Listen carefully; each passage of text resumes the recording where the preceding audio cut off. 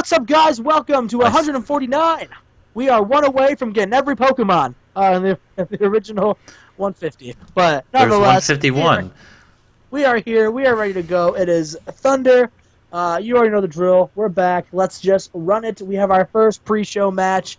Fit Finley versus Shane Douglas.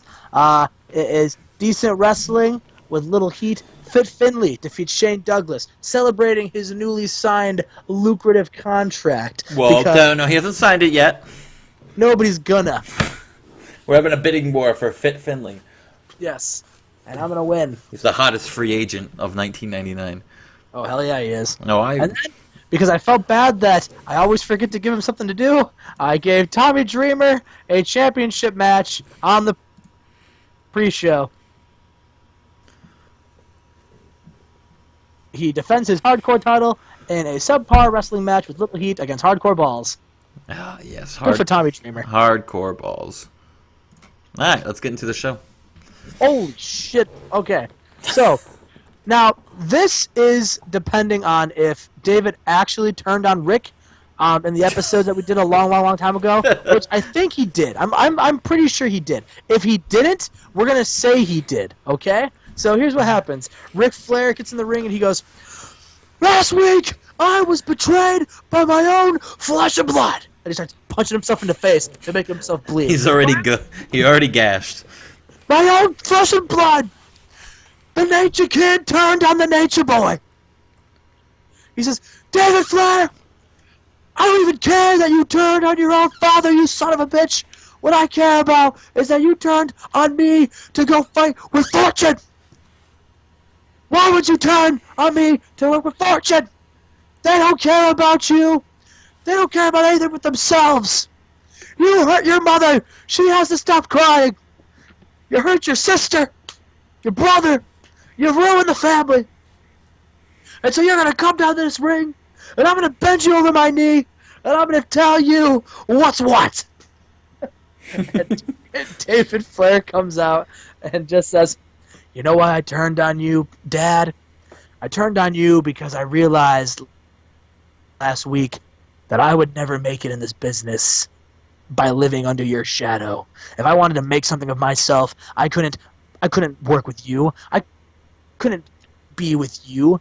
You're one of the best wrestlers in the world, and I am going to be better than you because I am David Flair, and I am better than you will ever be. And that's why I teamed up with Fortune, Alex Wright, Dustin Rhodes. They're the future. You're the past, old man. And you know what? I'm going to put you out of your misery, but not tonight. You want answers? You want to discipline your son? Well, guess what? All right, you're not doing that tonight. All right, I will confront you when I am ready. All right, but don't worry, you are going to fight someone. You're going to fight one of my brothers in Fortune. In fact, you are going to fight the natural Dustin Rhodes. And then Dustin Rhodes shows up, and we get this match. And about that had good heat and decent wrestling, Dustin Rhodes defeated Ric Flair in 12-13. What happened was Ric Flair was getting the edge. It looked like he was about to win, and then all of a sudden, David Flair came out. He ran into the ring ropes and distracted the referee. And then while the referee was distracted, Dustin Rhodes pulled out brass knuckles and punched Ric Flair in the face. Where he deserves it. Fuck him. And yeah, Dustin Rhodes gets one over the Nature Boy. And was he on drugs? We'll see. They don't click, by the way, so that was kind of a... Yeah, they never have to... That was probably Ric Flair's worst match in this series. But we'll see if... Poor Dustin Rhodes. Yep, he was wasted on drugs. Oh, son of a bitch. Maybe it's time for Dustin Rhodes just to get out of the business for a little bit. Like, He's right in the middle of a high-profile story. He can. Well, we'll see. All right, so Chris Jericho is in the locker room, and he's working, and he bumps into this punk kid named AJ Styles, and he goes, "Listen, I don't know who you are, kid, but this is the locker room for wrestlers, all right, not fans. So why don't you beat it?" And AJ says, "Well, my name's AJ Styles." Oh, Jesus. And Chris Jericho says, "Who?" He says, "AJ Styles. I had a match last week, and the week before that. I'm new." And he goes, so wait, let me get this straight. You wrestled for Nitro, and you're in Thunder? And he was like, well, yeah, I haven't officially signed with the brand yet. I've got both general managers here arguing over where I'm going to go. And Chris Jericho goes, let me tell you something, AJ. Here in Thunder, I am the person that you have to answer to. All right, it doesn't matter who they get as the GM for Thunder. It doesn't matter. Okay, what matters is you know your place, and your place is in the back of the line, past all the wrestlers, past the referees, past the announcers, past the peanut guy, past the valet parking down the street, past the McDonald's worker across the road. You're behind all of them because they all deserve to be here more than you, all right? And AJ just looks mad, and he says, well, you know what? You can think that now. But eventually, I'm going to get to the point where I will be as good as you, and I will face you. And if you still have that title, I'll take it from you. And that will be phenomenal. He walks away. And then Chris Jericho rolls his eyes and bumps into Ahmed. And Ahmed's like, Chris, just the guy I wanted to see. And he says, listen, the Nation have been running things for a very long time. And I think it's time I prove just how much of a real deal we are. I heard you talk to that kid. He got a mouth on you, and I like that. All right? You're cocky, you're arrogant, you're just like us. So how about you put your money where your mouth is, and we have a champion versus champion match tonight, and we'll see who's the better champion. And Chris Jericho says, you know what? You're on. Do we actually book... So... Anime Cruiserweight Classic qualifying match for the next round. Sabu defeated Shark Boy in a decent wrestling match with low heat. Good for Sabu. Good for Sabu. Shark Boy outperformed him. Oh, fuck. Shark Boy should have won. So, we go... Continue. What? Sorry, I don't... that was a funny... I don't know. Continue. We go to the pimp house. The pimp house. Low D goes, yo, down with your boy. In the game, sick boy. He says, we're here at the pimp house. We weren't booked to compete on Thunder this week, but that's okay because we're going to be back next week, and we have a special announcement. We have a special, you hear that? A special announcement, a sick boy announcement. All right, we are going to revolutionize the game. I'm Low D. This is Sick Boy. Remember us. Remember our faces. Remember this pimp house. All right? And remember, next week, we got a big announcement. So, yeah, Low D and Sick Boy, they got a big announcement. What could it be, J-Mac? Do you have any idea? Hopefully they're leaving. They're going to Nitro.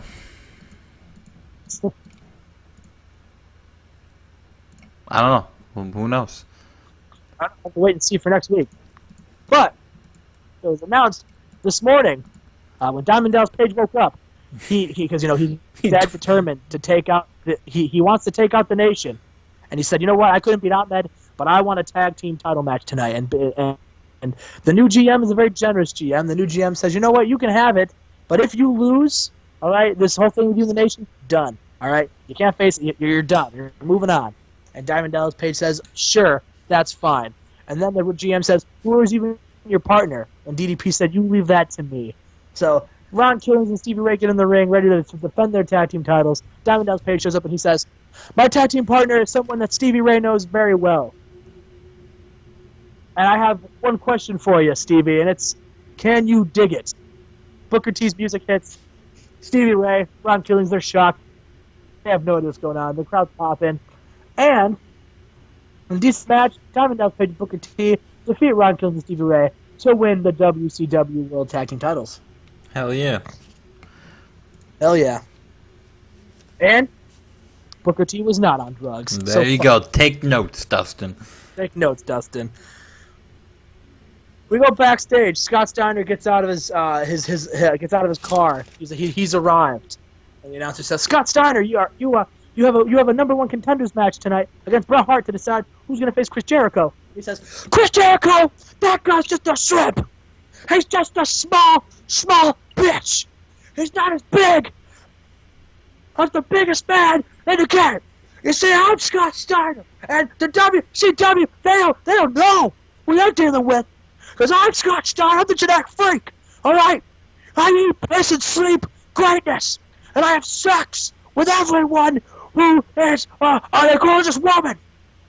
And Bret Hart, he thinks he's got a chance to beat me, alright, but he doesn't, because he forgets that I'm the genetic freak. So his 50-50 chance, that goes out the window. Alright? No one's in a chance against Scott Steiner. No one. And I'm going to prove that by beating Bret Hart in the ring, and I'm going to crush his head like one of those raisin grapes, and I'm going to drink his blood like it's the OJ that comes out of him. And then he just walks away. Jesus Christ. Scott Steiner. Welcome back. Welcome back. So, this was just a match they've never fought before on the Nitro on Thunder 1-on-1, so we wanted to change that. So, Randy Savage and Scott Hall faced off, and Randy Savage defeated Scott Hall by submission. Just a good match. Got an 84. I'll take it. We go to the main event. The main event. I randomized this, by the way. I have no idea who's in. An exceptional match. Bret Hart defeated Scott Steiner with a sharpshooter. Damn. I was really pulling for Scott Steiner to win. I was pulling for Scott Steiner too, but Bret Hart gets his one-on-one rematch against Chris Jericho for the Universal title. And that Chris Jericho's music hits. Comes on the ring, holding his championship belt high. He says, "Next week, I have a match against Ahmed. And after I get done beating him, I have my sights set against you, Bret.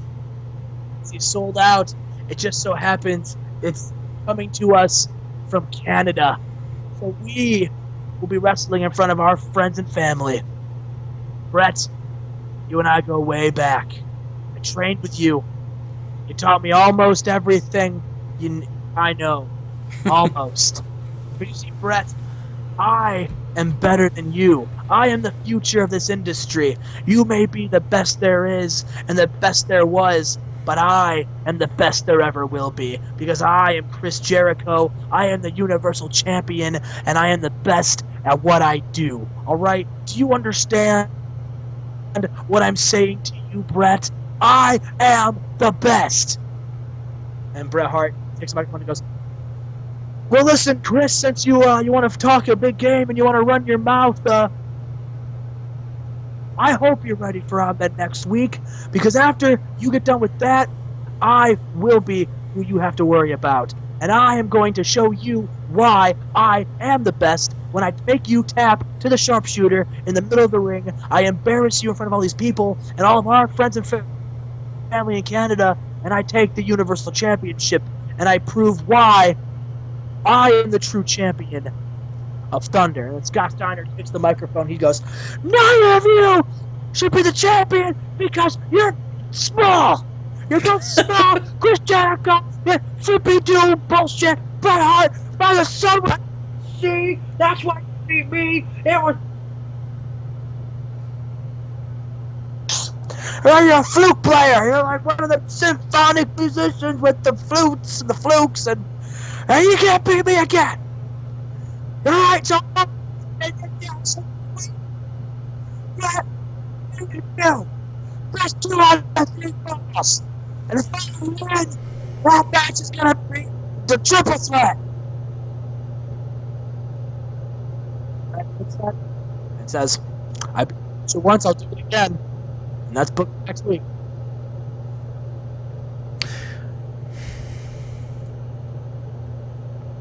'88. So, ladies and gentlemen, hope you liked it. Hope you liked it. We're back. I know we're happy to be back. And, yeah. Chad, I'm not gonna lie. You cut in and out during that Scott Steiner promo. I think your internet's going out, That's so okay. I'll take over from here. And no, it's not okay. I didn't hear, understand a word you fucking said. But I'm not gonna lie. I'm sure the comments are gonna tell you the same thing.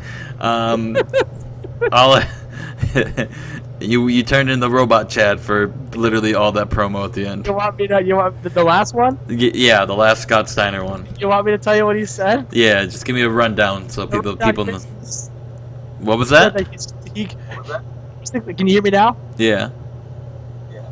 Basically, he basically said that Chris Jericho was a flippy do small shit, and Bret Hart couldn't out wrestle his mama, and that next week he's gonna take on Bret Hart in a best 2 out of 3 falls match. If he wins, he wants a triple threat match for the pay-per-view. All right. And Bret said, "You know what? I beat you once. I'll do it again." And they shook on it.